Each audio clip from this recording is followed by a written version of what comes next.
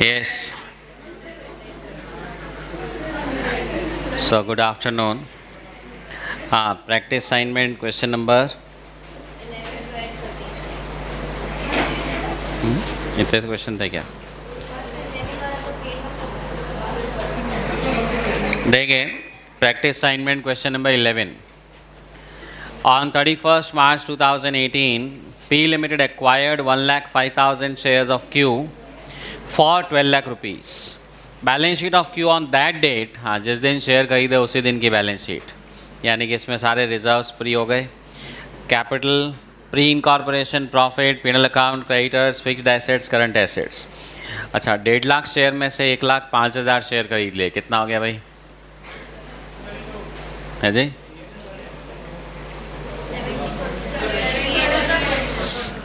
70%. On March 19, the balance sheets of two companies were as under. हाँ, मार्च 18 में share खरीदे हैं, अब एक साल बाद की बैलेंस शीट दी है। Capital, premium, pre incorporation, capital reserve, penal account. Subsidiary की बात करें, प्री इनकॉर्पोरेशन पिछले साल भी 30,000 था, आज भी 30,000 है, प्री है। जनरल रिजर्व अभी 19,05,000 है, पहले जनरल रिजर्व था ही नहीं, बराबर, यानी कि पूरा का पूरा जनरल रिजर्व क्या हो गया? पोस्ट। पीनल अकाउंट पहले 160,000 था, अभी 4,20,000 है, तो डिस्ट्रीब्यूशन कर देंगे। अच्छा, जनरल रिजर्व पहले 0 था, अब 19,05,000 है, इसका मतलब ये जनरल रिजर्व सारा इसी साल बनाया है।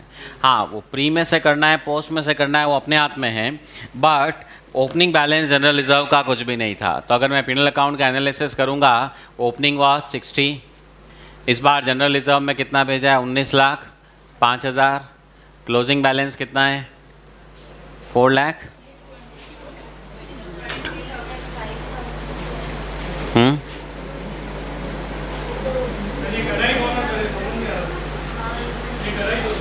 कराई तो रहा हूँ मैं, है जी, पूरा ही करा रहा हूँ मैं, पर वर्किंग नोट नंबर 1 मैं नहीं बनवा सकता, 2, 3, 4 नहीं बनवा सकता, उतना तो आप लोग करके आए होंगे।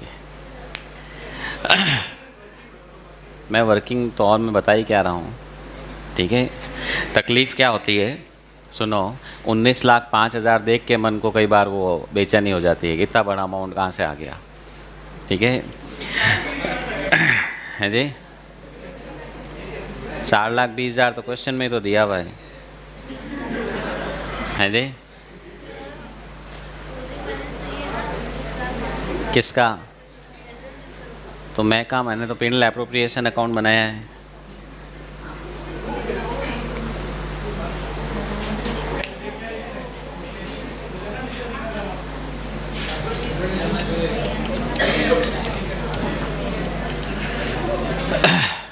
यस, सो पे अटेंशन। आपको इस क्वेश्चन में, हाँ लिसन केयरफुली, बातें मत करो, ओपनिंग बैलेंस शीट ही दे दी जिस दिन खरीदे, तो उससे इजी तो क्वेश्चन और क्या देगा बेचारा, कि सारे जो ओपनिंग बैलेंसेज हैं वो सब क्या हो गए? प्री। फिर आज की बैलेंस शीट दे दी, और आपको हर क्वेश्चन में मैं आपको कह चुका हूँ, पीनल अकाउंट बनाए बिना कुछ नहीं होने वाला है। आप सिर्फ ओपनिंग क्लोजिंग कंपेयर करके क्वेश्चन सॉल्व कर लो, 70% टाइम सही होगा, 30% टाइम गलत होगा। अब आप कितनी रिस्क ले सकते हो वो आपके ऊपर है, ओके। जैसे इस क्वेश्चन में मैं अगर कहूँ कि कौन पीनल एप्रोप्रिएशन बनाए, सीधा ही कर लो ना, 4,20,000 में से 60,000 प्री, बाकी का पोस्ट, 19,05,000 पूरा पोस्ट, क्वेश्चन बिल्कुल सही होगा, ओके। पर जिन क्वेश्चन में 3 मंथ्स 9 मंथ्स आ गया, उसमें तो बिना पीनल अकाउंट बनाए किया गलत होगा ही होगा, और कभी कभार कुछ और कारण से भी गलत हो जाता है। तो यहाँ पर अब आपको मैं सिर्फ कंपेयर क्या कर रहा हूँ, opening balance with closing balance. अब जनरल रिजर्व का अकाउंट भी बना देता हूँ सिर्फ आप लोगों के समझाने के लिए। That opening balance was how much? Nil. Closing balance is 19,05,000। तो ऑब्वियसली पीनल से कितना ट्रांसफ़र हुआ है? 19,05,000। तो इसीलिए पीनल अकाउंट में लिख दिया 19,05,000। तो इस बार का नेट प्रॉफिट आ जाएगा 22,65,000। अब ये जनरल रिजर्व में इस प्रॉफिट में से ही भेजना पड़ेगा, ओपनिंग में से तो भेज नहीं सकता। अच्छा, इस साल का प्रॉफिट पूरा का पूरा क्या है? पोस्ट। तो 4,20,000 में प्री कितना हुआ? 60। पोस्ट कितना हुआ? 3,60,000। ये तो एक पार्ट हुआ। अब आगे क्वेश्चन ने डिटेल क्या दी है?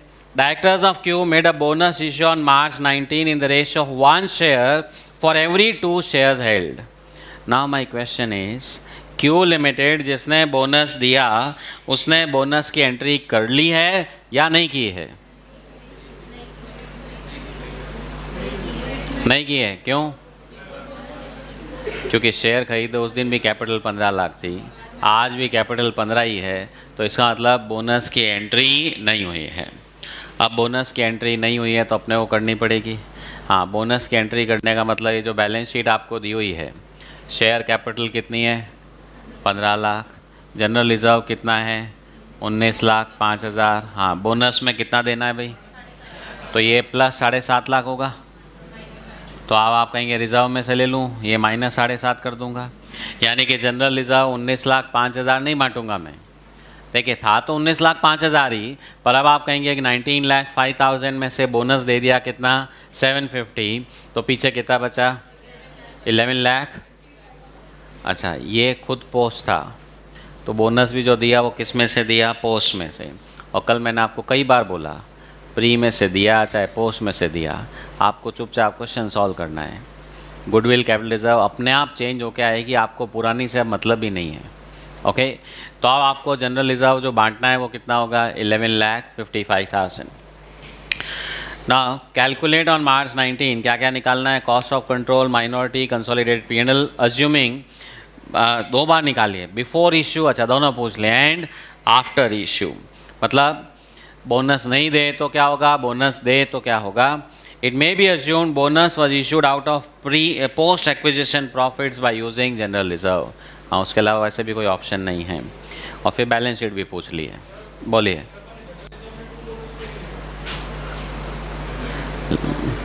मैं तो अब कितनी बार तो बोल चुका हूँ, यहाँ आप लिख सकते हो टू बोनस, मना ही नहीं है, पर क्लोजिंग बैलेंस फिर 19,05,000 मत लिख देना है, क्योंकि फिर क्लोजिंग बैलेंस 19,05,000 नहीं 11,55,000 लिखना पड़ेगा। अगर आप उतना अपने आप पे कंट्रोल रख सकते हो तब तो यहाँ लिखो, और नहीं तो जो मैंने आपको तरीका बताया है एनालिसिस करते वक्त, लेस,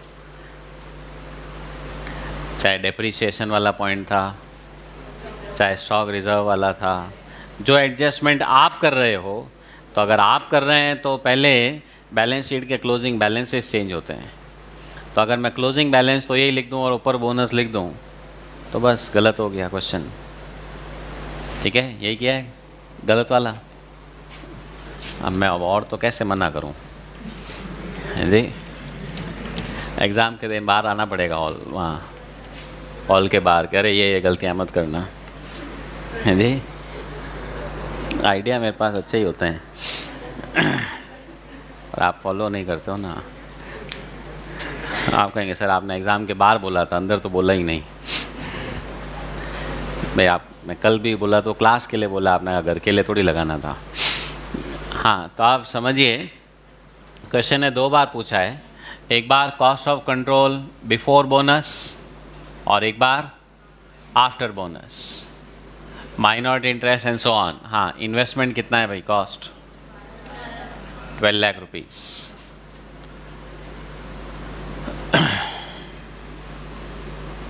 शेयर इन नेटवर्थ, हाँ, इक्विटी कैपिटल में हिस्सा पहले 10,50,000 था, अब कितना हो जाएगा? 22.5 लाख का 70%। बोनस के बाद तो कैपिटल बढ़ जाएगी, 15 लाख की जगह 22.5 लाख, कितना? 75,000। ठीक है, देन प्री P&L, हाँ, प्री P&L पहले भी 60,000 था, आज भी 60,000 ही है, उसका 70%। 42 पहले भी आता था, अब भी आएगा। प्री वो इनकॉर्पोरेशन वाला प्रॉफिट कितना था? 30,000, उसका 70%। 21, बस। So you get the goodwill capital reserve. हाँ जी, पहले क्या था? 80 गुडविल, और अब क्या आएगा? Capital reserve 4,38,000 capital reserve. हाँ हाँ, गुडविल कैपिटल रिजर्व में कन्वर्ट हो गई। क्यों हुआ? क्योंकि बोनस पोस्ट प्रॉफिट में से दिया गया। ओके, फिर बात करें माइनॉरिटी इंटरेस्ट की, तो शेयर इन इक्विटी कैपिटल पहले कितना था? 4,50,000, अब 6,75,000। शेयर इन पी&एल अकाउंट, हाँ पी&एल देखिए 4,20,000 है, उसका 70%, सॉरी 30%, 126 पहले भी आता था, अब भी आएगा। शेयर इन जनरल रिजर्व पहले आपको 19,05,000 का 30% मिलता था, 5,71,500। अब जो है वो 11,55,000 का 30% मिलेगा, 3 लाख। अच्छा, माइनॉरिटी के लिए प्री पोस्ट कुछ होता भी नहीं है। देन प्री इनकॉर्पोरेशन, हाँ जी 9,000 पहले भी मिलता था, आज भी 9,000। हाँ, माइनॉरिटी इंटरेस्ट आप लोग देखेंगे it will be same, 11,56,500, 11,56,500। Minority पे कोई फ़र्क नहीं पड़ना है, उनका ओनरशिप पहले भी 30 था, आज भी 30 था, पहले भी सब में 30 था, आज भी सब में 30 है, होल्डिंग में भी 70 का 70 ही है। बस फिर फ़र्क क्या पड़ा? Pre versus post. पहले वो पी&एल में जाता था, अब यहाँ पर आना शुरू हो गया। अब कंसोलिडेटेड रिजर्व सरप्लस की मैं बात करूँ, before and after bonus P&L. हाँ, होल्डिंग कंपनी का कितना है भाई बैलेंस? 3,15,75,000। एड पोस्ट पी&एल, हाँ पोस्ट पी&एल अपन ने अभी निकाला था 3,60,000, उसका कितना परसेंट आएगा? 70%, 2,52,000। अभी भी 2,52,000। तो कंसोलिडेटेड पी&एल तो सेम रहेगा। कंसोलिडेटेड जनरल रिजर्व, हाँ होल्डिंग कंपनी का बैलेंस 60। अब पोस्ट जनरल रिजर्व, पहले आपके 19,05,000 का 70% आने वाला था। How much it comes to? 13,05,000। अब जो है वो 11,05,000 का 70% आएगा, क्योंकि बोनस देते ही आपका जनरल रिजर्व कम हो गया, तो अब पोस्ट जनरल रिजर्व जो है वही बांटोगे। हाँ कितना? 8,08,500। तो आपका टोटल हो गया ये 73,33,500, 68,8,500। अच्छा, गुडविल से कैपिटल रिजर्व बन गया। हाँ जी, 87 गुडविल से 4,38,000 कैपिटल रिजर्व। टोटल डिफरेंस कितना हुआ? दोनों ऐड कर दीजिए, 438 प्लस 87,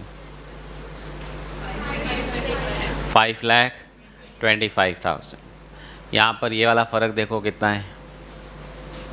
पहले पोस्ट प्रॉफिट 13,23,500 मिलता था होल्डिंग को, अब ये 8 लाख ही मिल रहा है। आप कहेंगे इतना पोस्ट प्रॉफिट कम हो गया। 5,25,000 वो पोस्ट प्रॉफिट अब कहाँ पहुँच गया?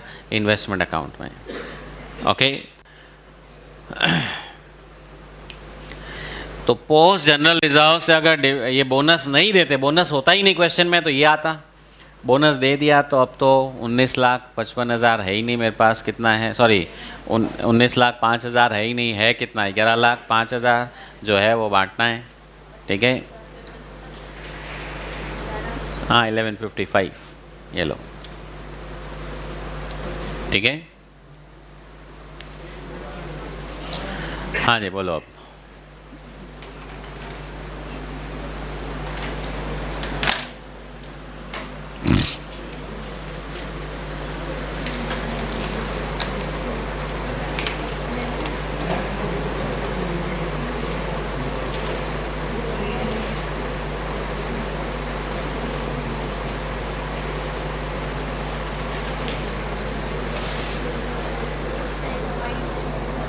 है जी, ये से फाइनल का था, बहुत पहले आया हुआ उसमें भी हैं। तो है क्या इसमें कोई लंबा चौड़ा क्या है? चैप्टर ही से फाइनल से शिफ्ट हो गया है। 80% क्वेश्चन से फाइनल वाले ही हैं, ठीक है, बेसिक वालों में से 80%। बाकी उसमें और खूब सारे पॉइंट्स हैं इसके अंदर होल्डिंग कंपनी में। अभी तक तो सिर्फ एक ही बार में सारे 60% 70% शेयर खरीद रहे हो। अलग अलग डेट्स में 3 कैलकुलेशन करनी पड़ती है। मान लो पहले 25% खरीदे, फिर 40% खरीदे। 25 का गुडविल कैपिटल रिजर्व अलग, 40 का अलग। हाँ जी, है ही नहीं कोर्स में, नहीं आप लोगों के, आराम है।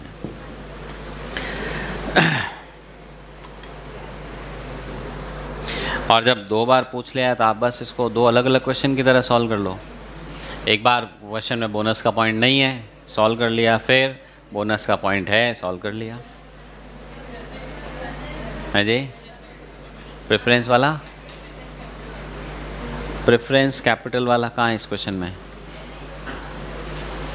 प्रेफरेंस शेयर्स अगर होंगे तो जैसे अपन ने इक्विटी कैपिटल बांटी है दोनों में, प्रेफरेंस भी बांट देंगे। कॉस्ट में यहाँ पे प्रेफरेंस वाला इन्वेस्टमेंट भी जोड़ देंगे बस। बाकी प्रेफरेंस डिविडेंड जो होगा, अगर बैलेंस शीट में डिक्लेयर्ड पड़ा है तो जैसे होल्डिंग माइनॉरिटी में डिक्लेयर्ड डिविडेंड बांटते हैं, वैसे ही बस रेशियो जो है प्रेफरेंस शेयर में प्रेफरेंस कैपिटल का ओनरशिप रेशियो चलेगा और इक्विटी में इक्विटी वाला। बाकी के पीनल, जनरल रिजर्व, इन सब में तो प्रेफरेंस का कोई रोल ही नहीं है, इक्विटी वाला ही रहेगा। हाँ जी, हो गया भाई?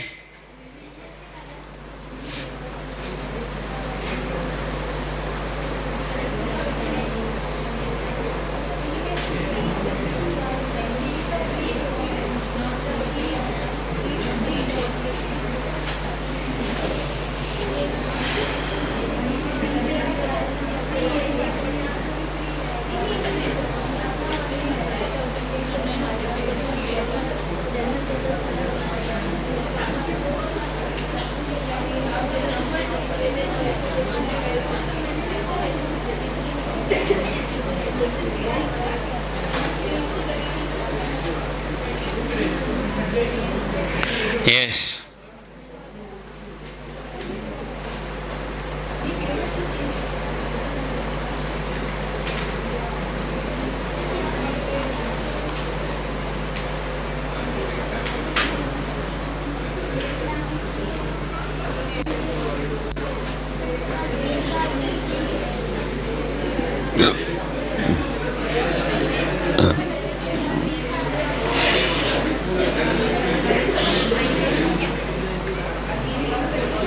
हाँ, नेक्स्ट क्वेश्चन तो हो गया भाई। ये तो सेम कल क्लास में किया वाला ही था।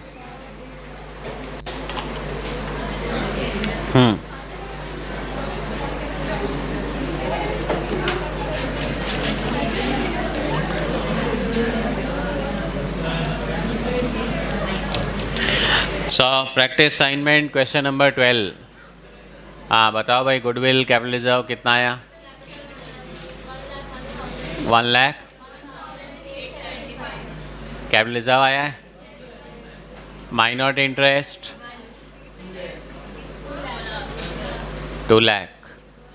कंसोलिडेटेड रिजर्व्स एंड सरप्लस 350, ठीक है। और बैलेंस शीट की टोटल 81, 40,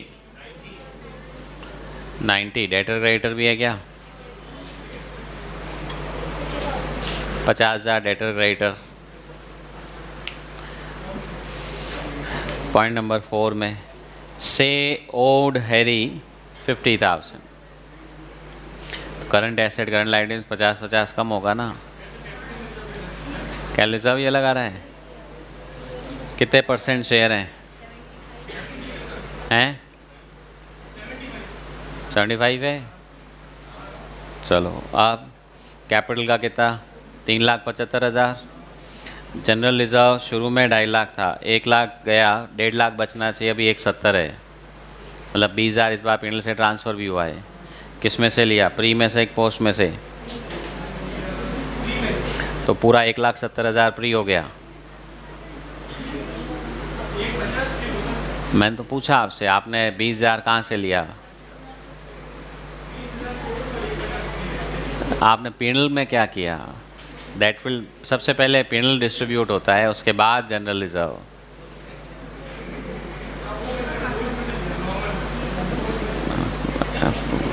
बता कुछ रहे हो, कर कुछ रहे हो, हैं जी?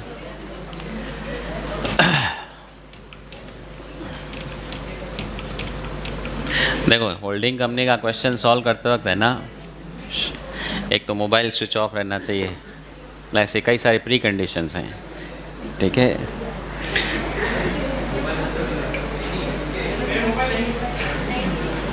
मतलब जिसका भी मोबाइल आपके पास हो, या जो मोबाइल अपने को चलाता है जी, अपन मोबाइल को थोड़ी चलाते हैं। So penal account, balance brought down कितना था?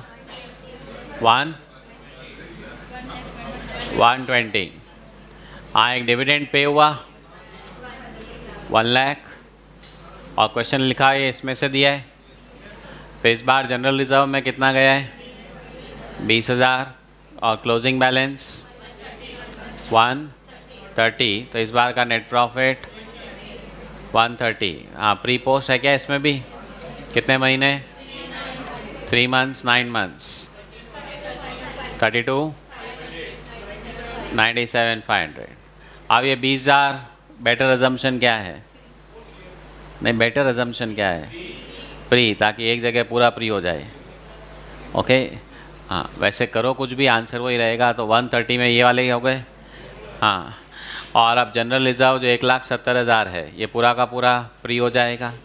अगर आप ये 20,000 इसमें से लेते हैं, कोई दिक्कत नहीं है। तो 130 में 20 + 32, अभी तो मेरे 130 के अंदर 32,500 प्री है, 97,500 पोस्ट है।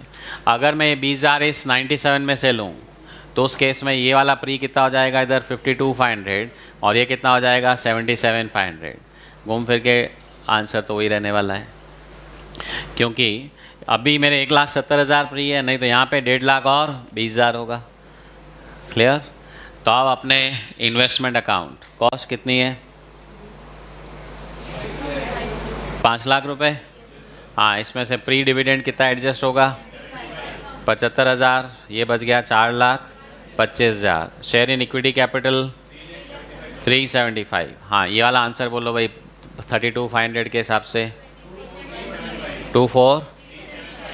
फिर 1,70,000 का 125, 127,500, बस दो ही हैं और कुछ नहीं।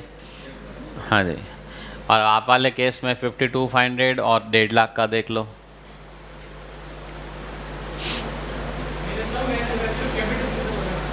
नहीं, ये सब मैच हो रहे हैं।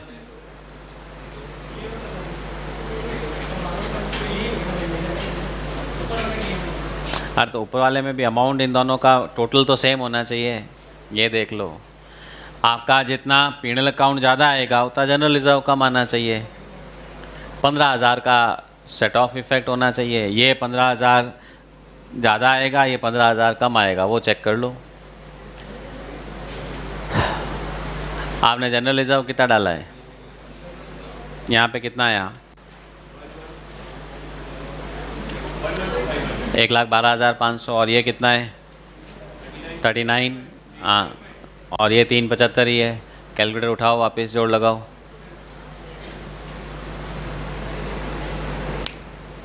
हाँ, आपके तो मैं वही कह रहा हूँ ना, एक आध कोई पीछे छूट जाएगा तो तकलीफ़ होगी। इसलिए मैंने कहा था पहले एक कंप्लीट करो, सारी पोस्टिंग चेक कर लो हो गई क्या। और फिक्स है, हर बार पोस्टिंग 3 जगह होनी है, एक माइनॉरिटी में, एक इन्वेस्टमेंट में और एक पोस्ट में। हाँ,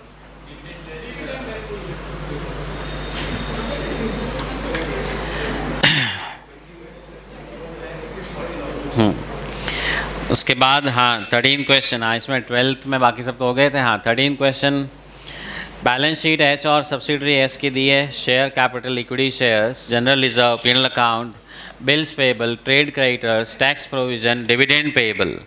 हाँ, डिविडेंड पेबल खाली होल्डिंग में है, सब्सिडरी में तो है नहीं। तो सब्सिडरी में एक तो पीनल अकाउंट है, एक जनरल रिजर्व है और एक शेयर कैपिटल है। Then asset side, Following information is also provided. H purchased 180 lakh shares in S on 1st April when balance in general reserve and P&L account was 3,000 and 1200. तो 1 अप्रैल balance sheet कब की दी है? 31 मार्च, ठीक है, यानी कि साल के शुरू में ही खरीदे, 3 महीने 9 महीने वाला झंझट नहीं, और ये दोनों बैलेंस फ्री हो गए. On 1st April, S declared dividend 20% for March 18. H credited dividend received by it to its P&L. Rectification. On 1st January 19, S issued 3 fully paid bonus shares for every 5 held out of general reserve of March 18. On March 19, all bills payable in S balance sheet were acceptance in favor of H, but on that date, H held only 45 lakhs of these acceptance, rest having been endorsed in favor of creditors. तो S के bills payable H के BR थे, पर H ने कुछ BR creditor को पकड़ा दिए, तो वो तो इंटर कंपनी रहा नहीं. अब इंटर कंपनी में सिर्फ 45 से ही कैंसिल होगा. On March 19, S inventory includes goods which it purchased from 100 lakhs from H, which made a profit of 25% on cost.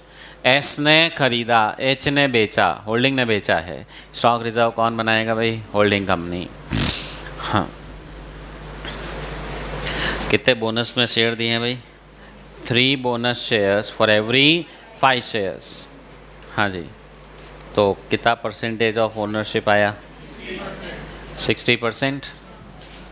बराबर है भाई 60. हाँ, हो गया. कॉस्ट ऑफ कंट्रोल कितना आया? हाँ, कितना आया? 1212. Capital reserve 1320. चलिए, कॉस्ट ऑफ इन्वेस्टमेंट कितना है? 3000 लेस प्री डिविडेंड 360.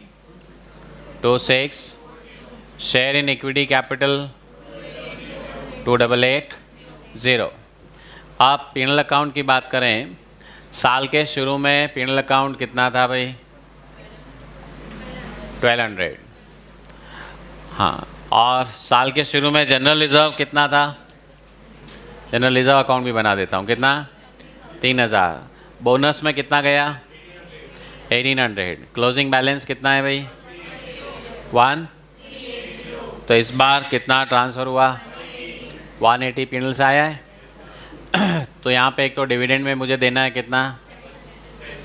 600, और जनरल रिजर्व में 180, और क्लोजिंग बैलेंस 1620. Net profit 1200. हाँ, ये डिविडेंड तो कंपलसरी इसी में से था, और ये भी मेरे लिए कन्वीनियंट क्या होगा? ओपनिंग में से ले हो, ताकि जनरल रिजर्व पूरा का पूरा क्या हो जाए? प्री. क्या हुआ? क्या गड़बड़ हुई?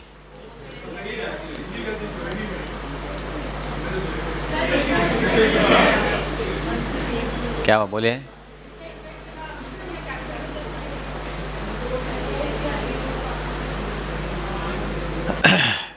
गुडविल कैपिटल रिजर्व पे नहीं आएगा. रीज़न ये वाला बोनस था, आप इसमें से ही दोगे, तो ये तो प्री है. प्री में से जब तक बोनस दे रहे हैं गुडविल कैपिटल रिजर्व पे कोई फ़र्क नहीं आएगा. अब 1620 जो बचा है, हाँ, इसमें प्री कितना रह गया भाई? 420. पोस्ट कितना हो गया? 1200. और ये जो 1380 है पूरा का पूरा क्या हो गया? प्री. हाँ जी, अब कितना? 60%.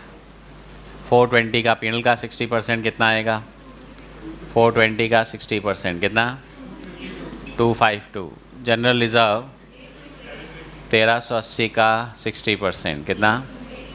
828.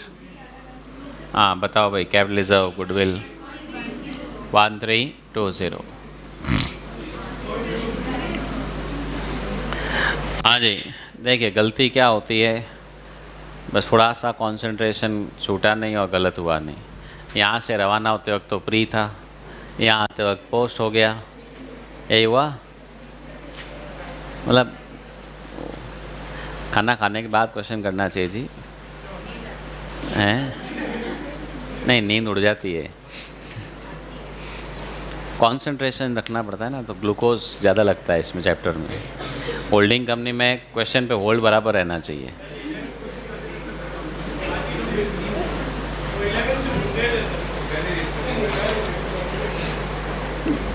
अब आपके तो 11 12 वैसे ही कोरोना में निकली हैं।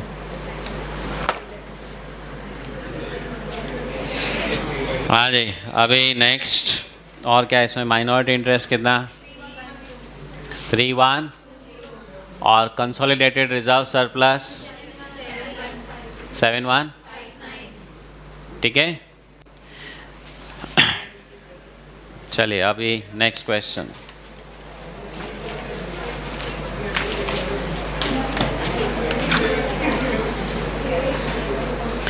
Question number 11। हाँ जी, given below are the profit and loss account of H and its subsidiary S for the year ending March 19. Rupees in lakhs.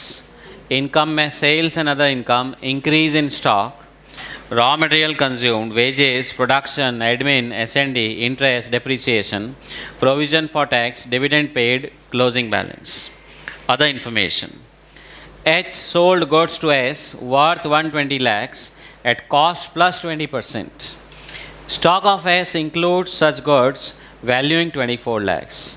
तो इंटर कंपनी ट्रांजैक्शन दिया होल्डिंग ने सब्सिडरी को 120 लैक्स। हाँ, ये कॉस्ट है कि sales value 120। Goods worth 120। Worth का मतलब कॉस्ट होता है, एक सेल्स वैल्यू होती है। किसकी? बेचने वाले की, खरीदने वाले की?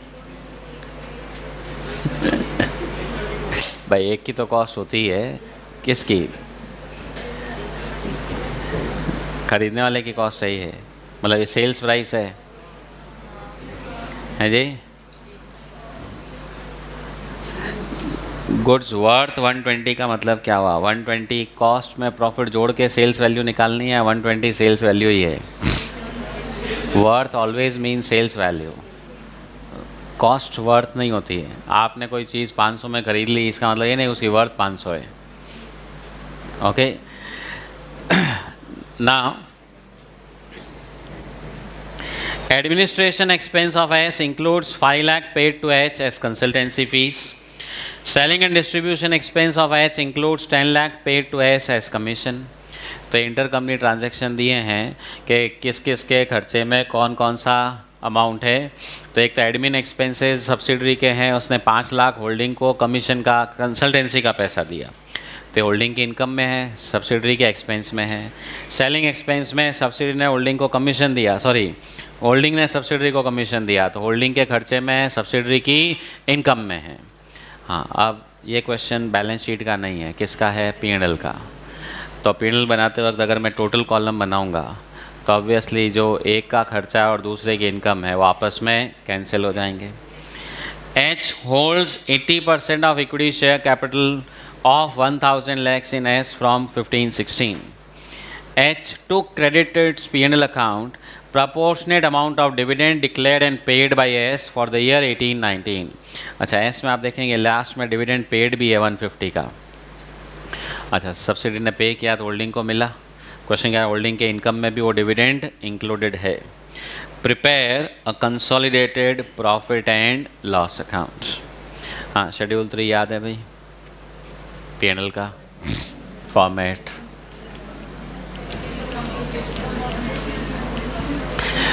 Revenue from operation, other income, cost of material consumed, purchase of stock in trade, change in inventory, employ benefit expense, फिर finance cost, depreciation, amortisation, other expenses. ठीक है, बस वही सारे नोट्स बनाने, शुरू हो जाओ। अब इस क्वेश्चन में सेल्स एंड अदर इनकम इकट्ठी दी हुई है, तो अपने पास कोई चॉइस नहीं है, इकट्ठी है तो इकट्ठी रखनी पड़ेगी। मतलब revenue from operation, other income का नोट एक ही बनेगा। तो note number 1,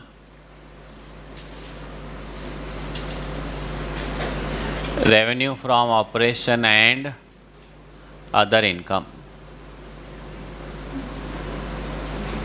H limited S limited, हाँ एस का कितना है भाई 5,000, 1,000 less inter company sales 120, consultancy fees कितना है 5, और क्या था भाई कमीशन कितना 10। क्वेश्चन ने दिया एक दूसरे को, एक तो 120 का सेल किया, एक 5 का कंसल्टेंसी और एक 10 का कमीशन है। हाँ मैंने आपको बैलेंस शीट के वक्त भी कहा था, फिर कह रहा हूँ, किसने किसको बेचा उस झंझट में मत पड़ो। अपने को तो मालूम है सेल में से हटाना है, परचेज में से हटाना है, ठीक है। अब आप स्पेसिफिक करने की कोशिश मत करिए कि किस में से माइनस करूँ, ओके। बस सीधा सीधा माइनस किया, काम ख़त्म।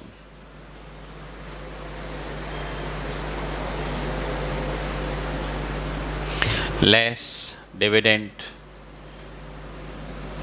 ऑफ सब्सिडरी कंपनी, हाँ सब्सिडी ने डिविडेंड दिया कितने का 150, होल्डिंग के पास कितने परसेंट शेयर हैं 80%, और क्वेश्चन कह रहा है वो डिविडेंड भी इस 5,000 में जुड़ा हुआ है 120। आउटर कॉलम में नेट अमाउंट लिख दो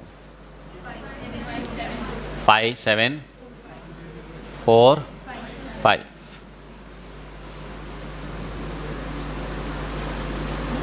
cost of material consumed,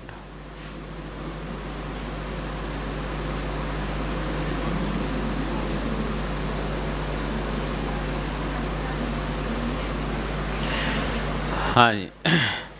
so raw material consumed, holding companies 800, subsidiaries 200, inter company वाला 120। देखिए इसकी सेल में से हटाया तो इधर वापस कॉस्ट में से हट गया कितना 880।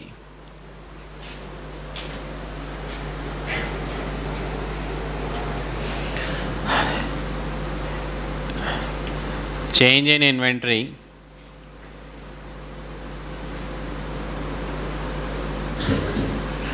देखिए इंक्रीज इन स्टॉक ये दिया हुआ आपको, वो इनकम साइड में दिया हुआ है। होल्डिंग का कितना 1000, सब्सिडरी का 200, लेस वो स्टॉक रिजर्व भी होगा ना भाई 24 लाख का 1/6, कॉस्ट का 20% है तो सेलिंग प्राइस का 1/6 हो जाएगा कितना 4।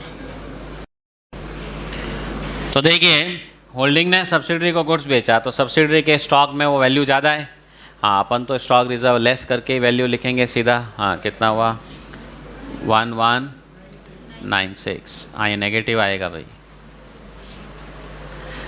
इस क्वेश्चन ने तो इनकम साइड में डाल दिया, अपन तो शेड्यूल 3 में एक्सपेंस साइड में लिखते हैं और इंक्रीज इन स्टॉक होता है तो माइनस करके लिखते हैं।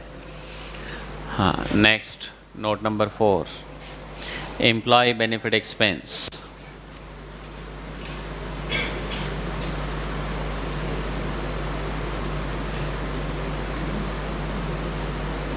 H limited, S limited,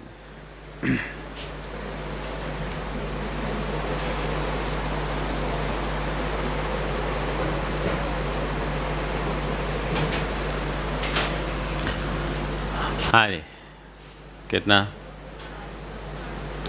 800 and 150, इसमें कोई एडजस्टमेंट है नहीं 950। आप प्रोडक्शन एडमिन S&D ये सब तो अदर एक्सपेंसेस में चले जाएंगे, हाँ depreciation and amortisation HS 100 50 150, finance cost HNS 100 50 150, other expenses हाँ उसमें खूब सारे हैं भाई, प्रोडक्शन HNS 200 100, 300. एडमिन होल्डिंग का कितना है 200, सब्सिडरी का 100 लेस वो इंटर कंपनी वाले में 5 लाख। क्वेश्चन ने कहा है ना कंसल्टेंसी का पैसा दिया तो इसके एडमिनिस्ट्रेशन में जुड़ा हुआ होगा, उसके इनकम में था। हाँ जी, तो कितना हो गया 295। एसएनडी, हाँ होल्डिंग ने एसएनडी का कितना खर्चा किया भाई 200, सब्सिडरी ने 50 लेस इंटर कंपनी 10, वो कमीशन वाला पॉइंट था तो 240 जोड़ लगा लो।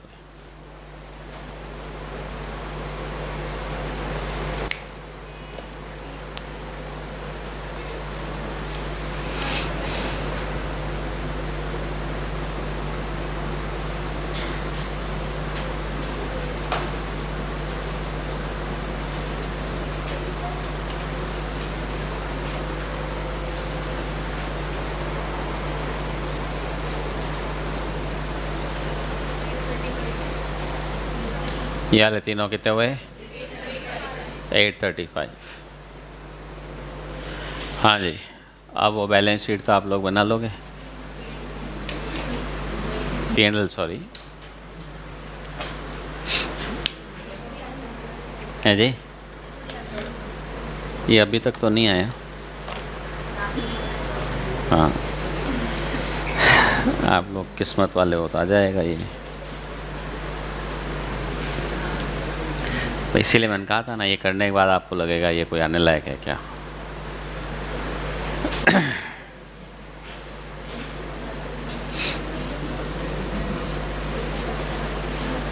ओके हाँ जी, अब वो बैलेंस P&L का फॉर्मेट में सब चीज़ें लिखनी है। नेक्स्ट क्वेश्चन है जी, बोलो क्या कह रहे हो। Question number 10,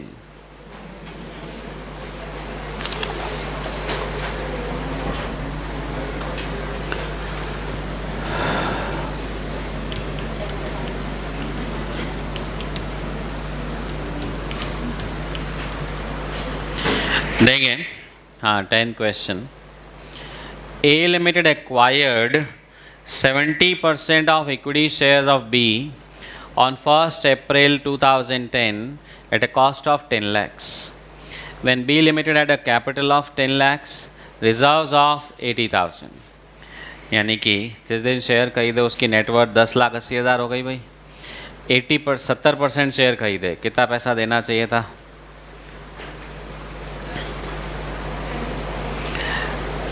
7,56,000। पैसा दिया कितना है 10 लाख, 10 लाख में ख़रीदा है। गुडविल हो गई आपकी 2,44,000। इन 4 consecutive years B fared badly and suffered losses 2.5 lakhs, 4 lakhs, 5 lakh, 1,20,000 respectively. अगले 4 सालों में इतना इतना नुकसान होता गया। तो देखिए शेयर खरीदे उस दिन नेटवर्थ थी 10,80,000 रुपये। अगले साल 2.5 लाख का लॉस हुआ, नेटवर्थ कितनी रह गई।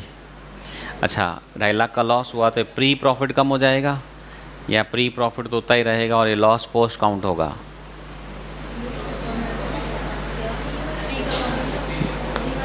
शेयर खरीदे उस दिन 80,000 का P&L का क्रेडिट बैलेंस था। उसके बाद सब्सिडी ने 2.5 लाख का लॉस कर दिया। ओके तो अब P&L का क्लोजिंग बैलेंस कितना हो जाएगा 170 लॉस। हाँ इसमें अब मैं ये पूछ रहा हूँ कि 170 लॉस पूरा पोस्ट ही काउंट होगा, प्री कम हो जाएगा मेरा, या प्री तो 80 का 80 रहेगा। हाँ ये नहीं, अब तो प्री ख़त्म हो गया ना, लॉस में एडजस्ट हो गया। ठीक है एडजस्ट कुछ नहीं हुआ, प्री अपनी आइडेंटिटी मेंटेन करके रखा है 80,000। पोस्ट वाला लॉस कितना हो गया 2.5 लाख। पर जो भी है this is the loss 2.5 lakhs, then 4 lakhs, then 5 lakhs, then 120। तो इसका मतलब होल्डिंग के कंसोलिडेटेड P&L में ये पोस्ट लॉस हर बार आता जाएगा। Thereafter in 14-15 B experienced turnaround and registered an annual profit of 50,000. In the next 2 years, 15, 16, 16, 17, it recorded an annual profit of 1 lakh and 150. तो 14-15 में 50,000 का प्रॉफिट हुआ, फिर 1 लाख और 1.5 lakh. Show minority interest and cost of control at the end of each year for the purpose of consolidation. मतलब हर साल के and का minority interest, cost of control चाहिए. तो cost of control तो आप कहेंगे क्या हर साल निकालना, एक बार निकालोगे वही रहेगा, और वो अपन ने निकाला ही है. शुरू कर लो पहले. Cost of control for each year, हर साल का वही है. Cost of control for each year. लेके भाई cost of investment 10 lakhs.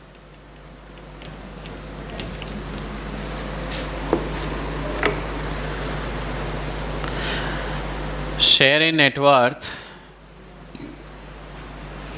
share in net worth on date of acquisition.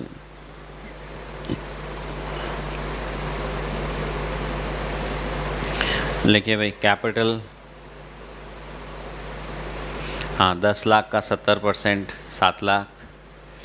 Pre profits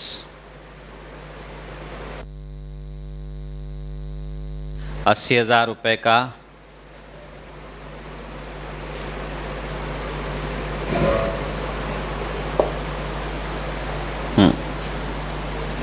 70% कितना. सो गुडविल आपकी आ गई कितनी, 2,44,000. अब minority interest date of acquisition का भी चाहिए, फिर हर साल का चाहिए. तो अब आप लोग सब लिखना बंद कर दीजिए, समझिएगा. This is a important new concept.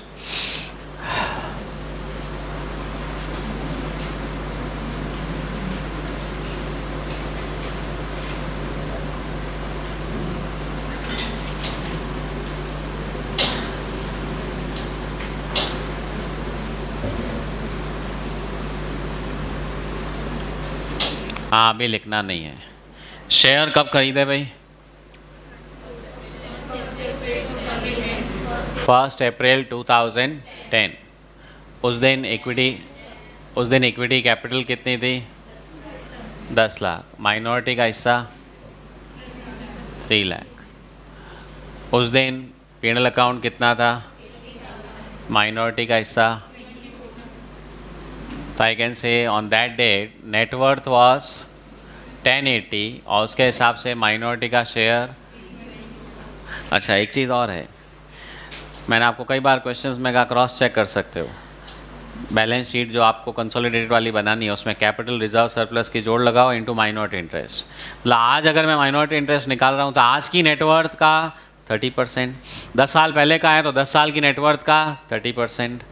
अब 2010-11 लॉस हुआ कितने का, 250. उसमें माइनॉरिटी का हिस्सा 75,000. अच्छा लॉस होने पे माइनॉरिटी में ऐड नहीं होगा, क्या हो जाएगा, माइनस. तो अब कितना हो गया भाई, 2,49,000. अच्छा ये भी चेक करो कितने हो, 8,30,000. इसका 30% होना चाहिए. हाँ तो ये हो गया मेरा 31 मार्च 11 को. देन 11-12 में फिर से लॉस हुआ कितने का, 4 लाख रुपीज़. 30% 120. नेटवर्थ इज 430, हिस्सा 129. तो ये 31 मार्च 2012. 12-13 5 लाख का लॉस. Net worth negative 130. 5 लाख का 30% 150. Minority interest negative 21. Now listen carefully. Minority interest negative आने का मतलब कंसोलिडेटेड बैलेंस शीट में एसेट साइड में दिखाऊंगा मैं. Minority interest 21,000. एसेट का मतलब it is a debtor. Debtor मतलब इससे इतने पैसे लूँगा. आएंगे क्या, अगर फुल्ली पेड शेयर है उनके पास तो. कंपनी लॉ भी थोड़ा सा याद रखना पड़ेगा ना. minority shareholders holding fully paid shares. Are they liable to pay 21,000 for loss in excess of net worth? भाई अब यहाँ पे कंपनी की नेटवर्थ ही नेगेटिव हो गई. नेटवर्थ नेगेटिव होते ही माइनॉरिटी इंटरेस्ट, अब आप कहेंगे लाइबिलिटी नहीं एसेट हो गई. लाइबिलिटी का मतलब तो हमको पैसे देने हैं. आज माइनॉरिटी का इतना पैसा लगा हुआ है यहाँ पे, अब आप कहेंगे माइनॉरिटी से इतना पैसा लेना है, देंगे क्या वो? तो अगर पार्टली पेड शेयर हो तब तो आप कहेंगे उतने शायद दे लेंगे, पर अगर फुल्ली पेड है तो इनसे 1 रुपया भी नहीं आना है. अब सुनिएगा ध्यान से, जब 1 रुपया भी नहीं आना है तो मैं इसको बैलेंस शीट में किस वैल्यू पे दिखाऊं भाई? 0. लाइबिलिटी में तो आएगा नहीं. तो आप कहेंगे फिर ये 21,000 का जो एक्स्ट्रा लॉस है वो कौन बियर करेगा, वो बैलेंस शीट मिलेगी कैसे? तो लिसन, AS21 से कि अगर सब्सिडरी लॉस में आना शुरू हो जाए और लॉस बीता आ जाए, नेगेटिव हो जाए नेटवर्थ, तो उस केस में माइनॉरिटी से अगर कुछ लिया नहीं जा सकता तो उनको तो नील वैल्यू पे दिखाना पड़ेगा. अब आप इसको ऐसे समझिए, 5 लाख में अपन कह रहे थे इनको 1.5 लाख का नुकसान दे दो. इन्होंने कहा हम तो 1.5 लाख नहीं, कितना ले सकते हैं? 129. एक्स्ट्रा कितना बचा? 21,000 का लॉस. यही तो नेगेटिव आ रहा था.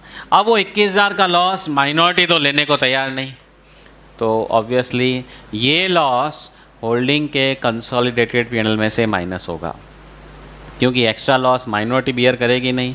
अच्छा, तो आप कहीं होल्डिंग कौन सी बियर करने वाली है? भाई जब आप अपने आप को होल्डिंग कहते हो, ठीक है, कंसोलिडेशन कर रहे हो तो मॉरली रिस्पॉन्सिबल कह दो, कुछ भी कह दो, और बैलेंस शीट मिलानी भी तो पड़ेगी. अगर आप कहेंगे 21,000 मत लिखो, इसको 0 कर दो, बैलेंस शीट ही नहीं मिलेगी. तो अब अगर एक तरह से ये समझिए, इस साल का 5 लाख का लॉस अगर मैं 70-30 के हिसाब से बांटता तो 70% कितना आता? 3.5 लाख. इधर कितना जाएगा? 150. इन्होंने कह दिया हम 150 नहीं, कितना लेंगे? 129. तो एक्स्ट्रा लॉस फिर 21,000 इधर देना ही पड़ेगा. यानी कि ये एक्स्ट्रा लॉस जो 21,000 का है, ये कौन बियर करने वाला है? Holding company. तो excess loss borne by holding company. ठीक है, तो यहाँ से ये नील दिखना शुरू हो जाएगा. अब अगले साल 13-14 क्या हुआ भाई? फिर 1 लाख का लॉस हुआ. माइनॉरिटी कितना लेगा? 120. अच्छा, ये 120 है और ये अच्छा, ये तो सिर्फ 70,000 है. हाँ, 70,000 का 30%.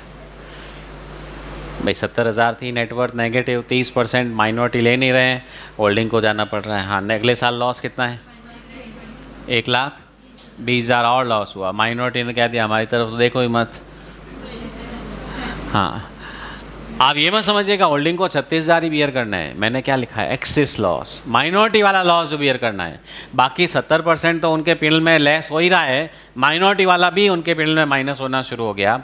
हाँ जी, नेटवर्थ इज़ नाउ 190 नेगेटिव और ये 57 नेगेटिव और माइनॉरिटी इंटरेस्ट नील. 14-15 प्रॉफिट हुआ कितने का? 50,000. अब प्रॉफिट आते ही आप कहेंगे हाँ 30% दे दो, होल्डिंग आएगी, रुको पहले 56,000 चुकाओ. तो ये एक्स्ट्रा प्रॉफिट भी माइनॉरिटी को अभी नहीं मिलेगा, क्योंकि नेटवर्थ आज भी क्या है? 140 नेगेटिव है.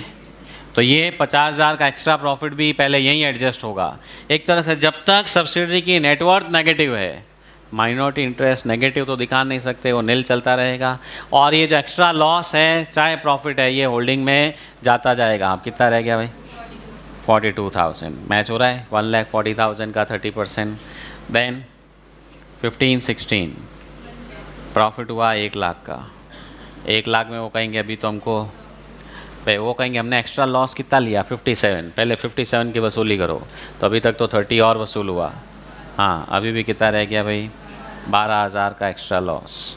और ये कितना है? 40,000 नेगेटिव. 40,000 का 30%. देन 16-17 में प्रॉफिट हुआ 1.5 लाख का. अब 1.5 लाख में 30% कितना होता है? 45. 45 में से होल्डिंग कहेगी पहले हमारा 12,000 दे दो, रिमेनिंग 33 माइनॉरिटी में. तो ये कितना हो गया भाई? 1,10,000 और ये 33 एनएल.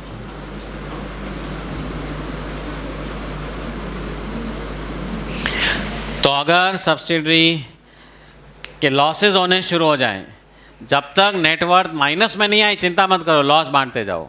पर अगर लॉस बांटते बांटते माइनॉरिटी इंटरेस्ट नेगेटिव आना शुरू हो जाए तो एक्स्ट्रा लॉस होल्डिंग के जिम्मे जाएगा और होल्डिंग कंपनी को एक्स्ट्रा लॉस जाता रहेगा। जैसे ही प्रॉफिट कमाना शुरू होगी, पहले होल्डिंग कंपनी को एक्स्ट्रा लॉस जो दिया था एडजस्ट होगा, उसके बाद माइनॉरिटी वापस आएगा। और सीधा सीधा कहूँ, नेटवर्थ नेगेटिव हो गई, वो नेगेटिव वाला हिस्सा होल्डिंग में डाल दो, नेटवर्थ वापस पॉजिटिव होनी शुरू हुई, उतना वापस माइनॉरिटी आ जाएगा, क्योंकि होल्डिंग का एक्स्ट्रा लॉस एडजस्ट हो गया।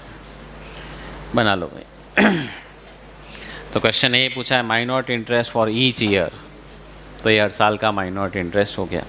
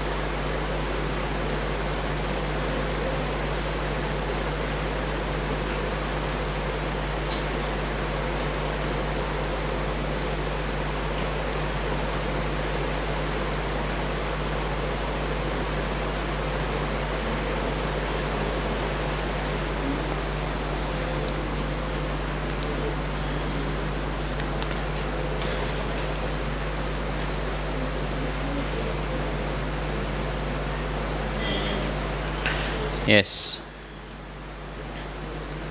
फिर बातें क्यों कर रहे हो? कंप्लीट नहीं हुआ, बातें शुरू कर दी।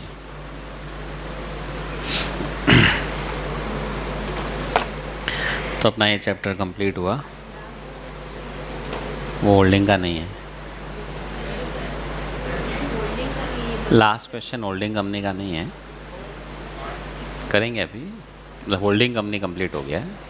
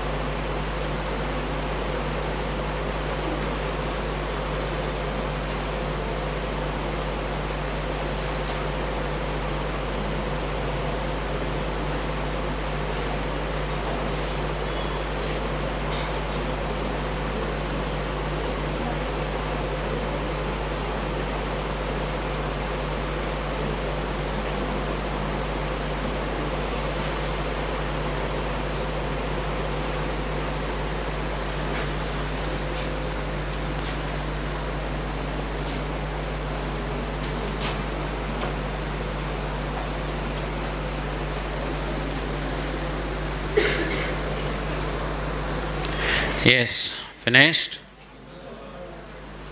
क्या कर रहे हो भाई इतना टाइम?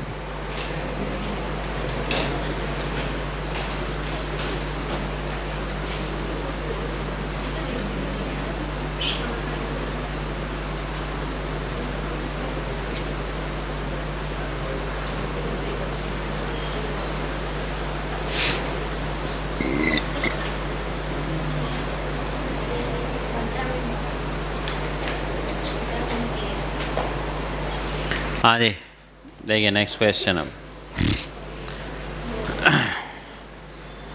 15 मिनट ही है ना, कल के 15 मिनट कैरी फॉरवर्ड भी है।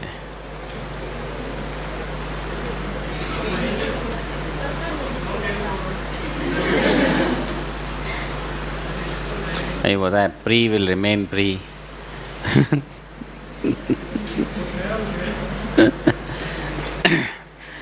हाँ जी, देखिए question number 12। Subsidiary B limited provides the following balance sheet.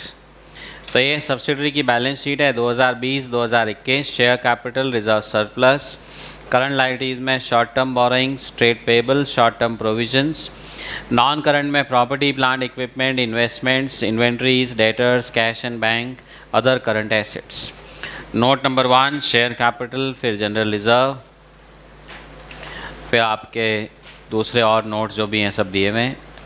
Also consider following information. अच्छा, बैलेंस शीट किस किस की दी हुई है भाई?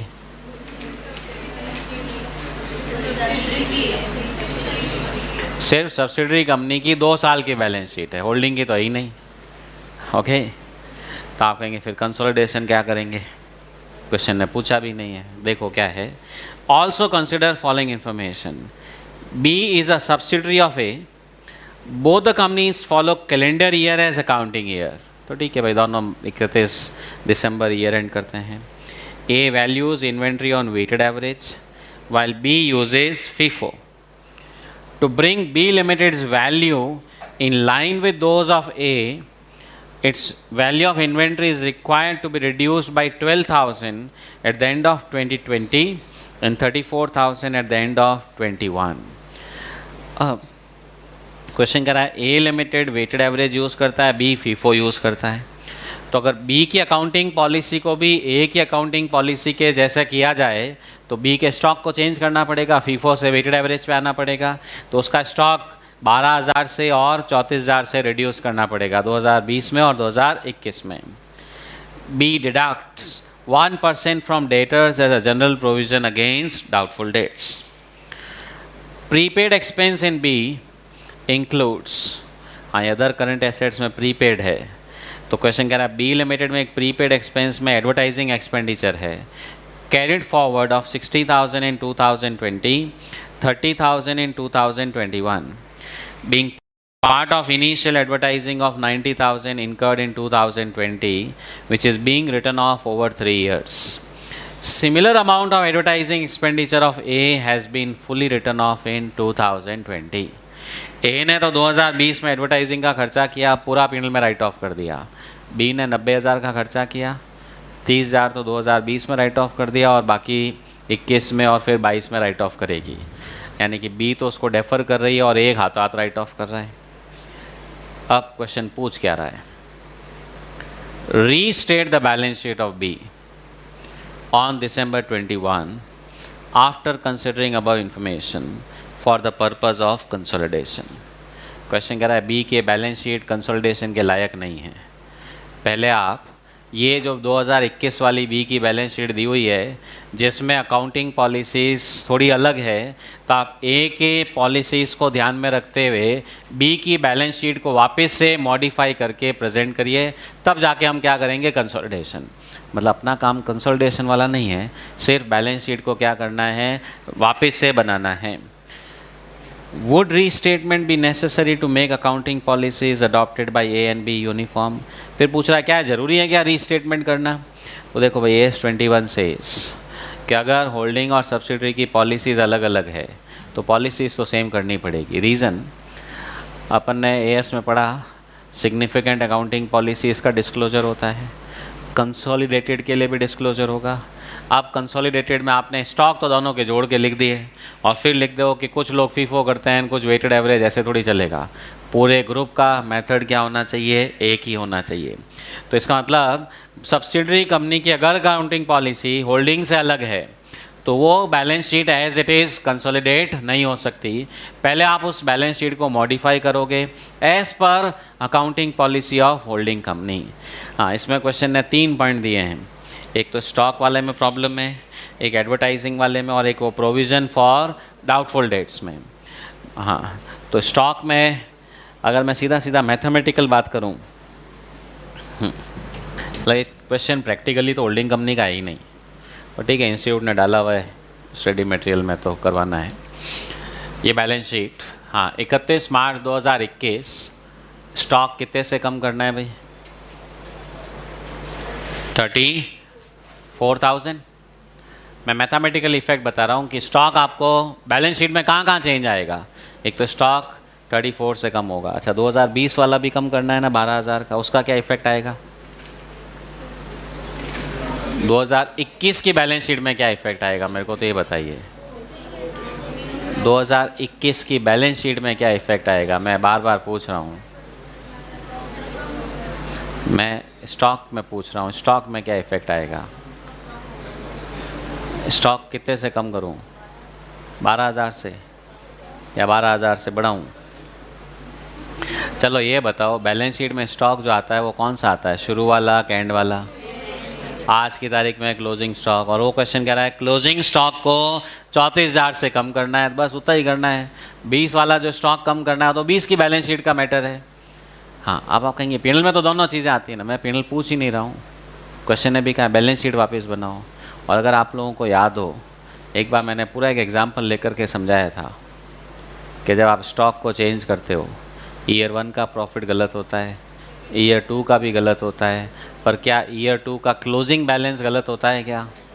याद आया वो पॉइंट, क्लोजिंग बैलेंस वापस सही हो जाता है। क्यों, फर्स्ट ईयर में मान लो स्टॉक 10,000 कम वैल्यू किया तो फर्स्ट ईयर का प्रॉफिट 10,000 कम आएगा, तो सेकेंड ईयर का 10,000 ज़्यादा आएगा, 2 साल का कंबाइंड प्रॉफिट सेम होगा। कई बार कुछ गलतियां अपने आप ही ऑटो रेक्टिफाई हो जाती है ना। आपने फर्स्ट ईयर में क्लोजिंग स्टॉक गलत वैल्यू कर दिया, सेकेंड ईयर का ओपनिंग गलत हो गया, गलती याद आई थर्ड ईयर में, कोई रेक्टिफिकेशन की ज़रूरत नहीं है क्योंकि वो सब क्या हो चुका है, एडजस्ट। अच्छा, बैलेंस शीट में net profit for the year आता है या पीएनएल का क्लोजिंग बैलेंस आता है।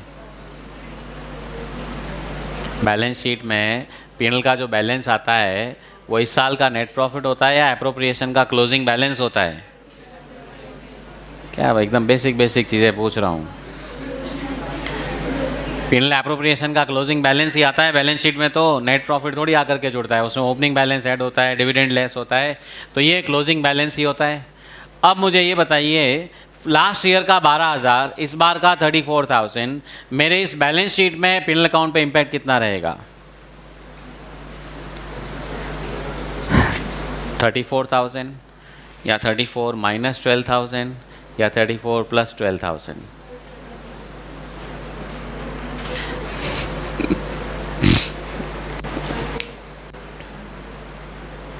बहुत भारी क्वेश्चन हो गया नहीं। अच्छा चलिए ये बताइए, ये 34 को भूल जाओ। फर्स्ट ईयर में पिछले साल क्लोजिंग स्टॉक गलत कर दिया था, इस साल का ओपनिंग भी गलत हो गया। बताओ इस साल का पीएनएल एप्रोप्रिएशन का बैलेंस चेंज करने की ज़रूरत होगी कि नहीं होगी। इस बार का अगर सिर्फ फर्स्ट ईयर में ही गलती हुई होती तो क्या सेकेंड ईयर के एप्रोप्रिएशन को चेंज करने की ज़रूरत होगी क्या, नहीं होगी। अब यहाँ पर वापस समझिए, तो फर्स्ट ईयर वाले का इम्पैक्ट इस पर कुछ है क्या, तो इसका मतलब इस पर इम्पैक्ट सिर्फ कौन सा वाला होगा, 34। अच्छा दूसरा मैक्स लगाओ, एसेट साइड से 34 कम कर रहा हूँ, तो लाइबिलिटी से 34 के अलावा कुछ और कम किया तो फिर ये शीट रह जाएगी, बैलेंस शीट नहीं रहेगी। ओके, बाकी अब आप घर पे जाके एग्जांपल बना के ट्राई कर लेना कि ईयर 1 ईयर 2 फाइनली पीएनएल के क्लोजिंग बैलेंस पे इम्पैक्ट कितना आएगा। ठीक है, चलिए नेक्स्ट सेकंड पॉइंट है, बी ने प्रोविज़न फॉर डेटर्स बनाया, होल्डिंग कंपनी नहीं बनाती है। अच्छा डेटर्स कितने हैं भाई बी में, 8,91,000। हाँ, तो अब इसका इफ़ेक्ट क्या होगा, डेटर्स जो अभी 891 है ये 99% पे है, ये 99% पे ही 1% प्रोविज़न बनाया हुआ है, तो प्रोविज़न से पहले डेटर्स कितने थे? 9 लाख रुपए, यानी डेटर्स को कितना बढ़ाना पड़ेगा? 9,000 से। इसका इफेक्ट क्या होगा इस पर? सेम वही 9,000, इधर 9,000 बढ़ाना है। अच्छा, इस साल के बिल में कितना प्रोविज़न चार्ज किया? 9,000। अब आप कह दो प्रोविज़न नहीं चाहिए, तो प्रॉफिट कितने से बढ़ेगा? 9,000। Next, prepaid expense. हाँ, बताइए, दो बी की 2021 की बैलेंस शीट में प्रीपेड एडवर्टाइजिंग का अमाउंट कितना है? 2021 की बैलेंस शीट में प्रीपेड कितना है? 48 दिया हुआ है। इस 48 में से एडवर्टाइजिंग वाले का अमाउंट कितना है? इसमें से एडवर्टाइजिंग ही है पूरा 48 या कुछ और भी है?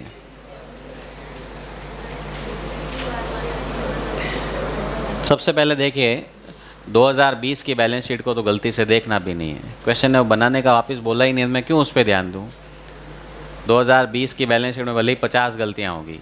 क्वेश्चन अगर ये कहते 2021 की बैलेंस शीट बिल्कुल सही है और बताओ 2021 में क्या चेंज करना है, तो कुछ भी नहीं करना है, तो मेरे को तो 2021 पे ही कॉन्सेंट्रेट करना है। अब आप तो मुझे ये बताइए कि 2021 की बैलेंस शीट में वो जो एडवर्टाइजिंग एक्सपेंसेस वाला पॉइंट है, हाँ जी, उसमें कितना है? पढ़ो ना क्वेश्चन में point. Prepaid expenses in B includes advertisement expenditure carried forward of 60,000 in 2020 में 60,000 था। कैरिड फॉरवर्ड मतलब बैलेंस शीट में 60,000 था। And 30,000 in 21। अब इससे ज़्यादा तो और क्या देगा बेचारा क्वेश्चन, कि 2021 में कैरी फॉरवर्ड 30,000 है, तो इस बैलेंस शीट में वो कितना है? आपने लेकिन 48 दिया ना क्वेश्चन में, और 18,000 दूसरा भी तो कोई होगा। अच्छा, प्रॉब्लम पूरे 48,000 से नहीं है, प्रॉब्लम सिर्फ इस 30,000 से है।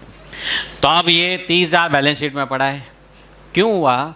2020 में खर्चा किया 90,000 का, ऐसा ही था, 2020 में ही किया, ओके। उसमें से 20 में कितना राइट ऑफ कर दिया? 30,000। तो कैरी फॉरवर्ड कितना हुआ? 60,000। 21 में कितना राइट ऑफ कर दिया? 30,000। कैरी फॉरवर्ड कितना है? 30। और 22 में कितना राइट ऑफ होगा? 30। तब कैरी फॉरवर्ड कितना हो जाएगा? 0। अब ये तो होगा जब होगा, अपने तो यहाँ रामायण है।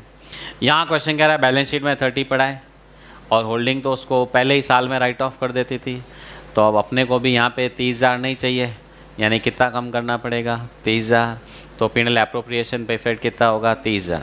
अब आपके दिमाग में आएगा लेकिन ये सेकेंड ईयर थोड़ी फर्स्ट ईयर में लॉस राइट ऑफ होना चाहिए ना। पिनल एप्रोप्रिएशन का जो क्लोजिंग बैलेंस होता है ना, वो first plus second plus third सब इकट्ठा ही होता है।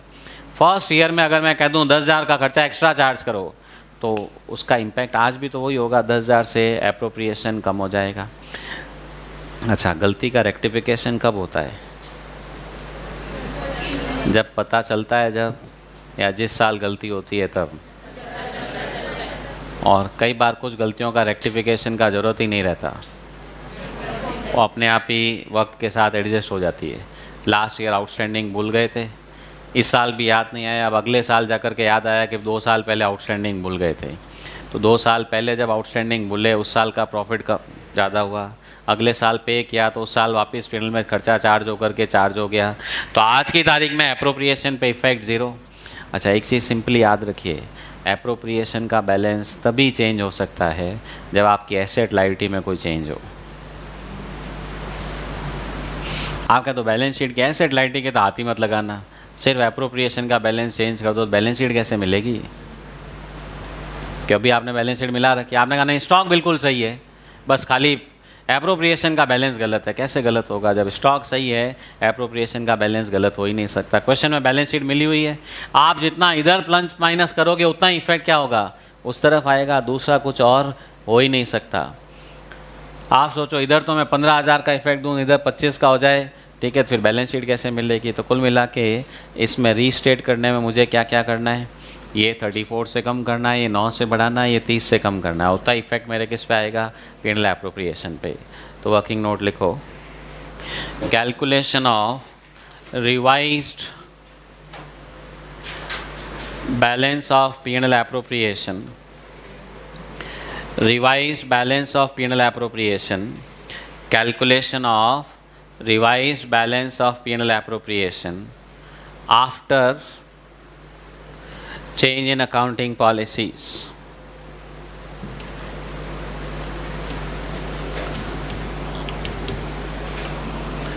बोलेंगे बैलेंस ऑन 31st March 21, हाँ, बैलेंस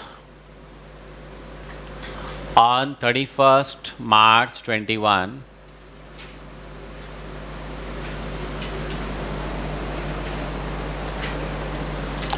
कितना है भाई?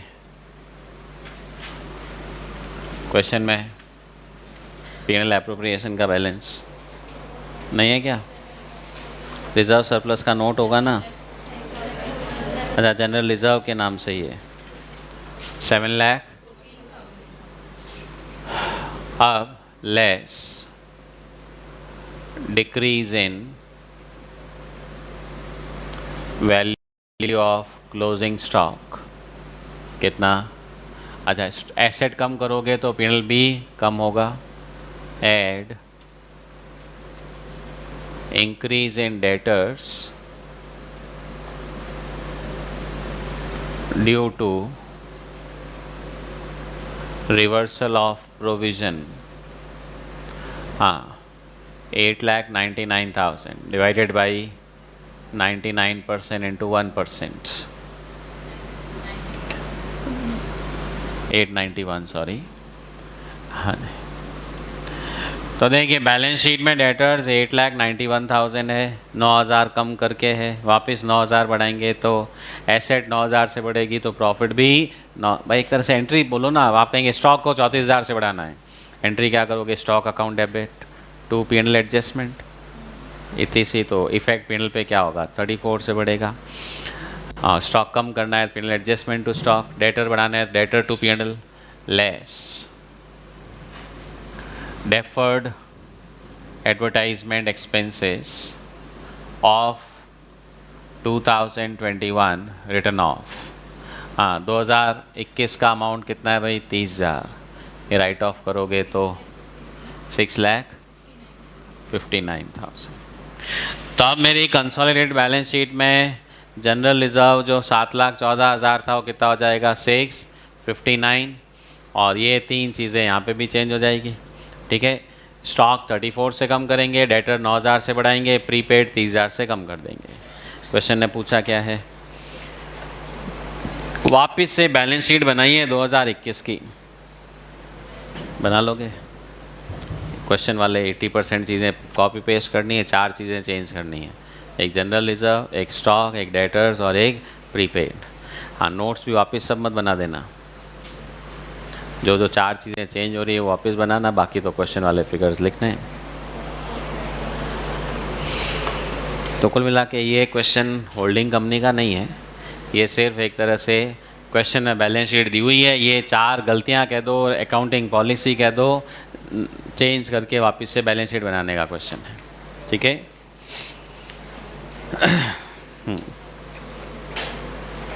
चलो भाई, कंप्लीट।